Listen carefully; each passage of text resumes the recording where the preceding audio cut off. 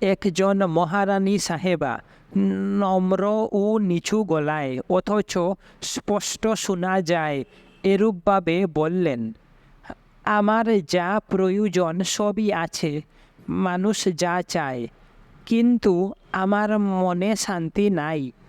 কিছু একটা বাধা দিচ্ছে, বোধ হয় আমার বাক্য। কিছুক্ষণ নীরবে কাটল।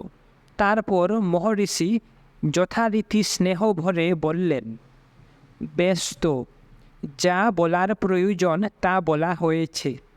আচ্ছা, ভাগ্য কি? ভাগ্য বলে কিছু নাই। সমর্পণ করো, সব ঠিক হয়ে যাবে।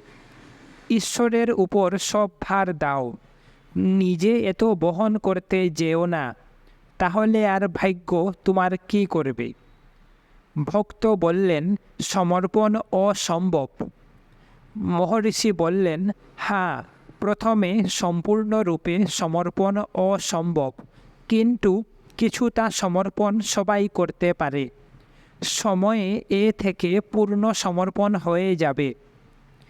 বেশ, সমর্পণ যদি অসম্ভব হয় তবে আর কি করা যাবে?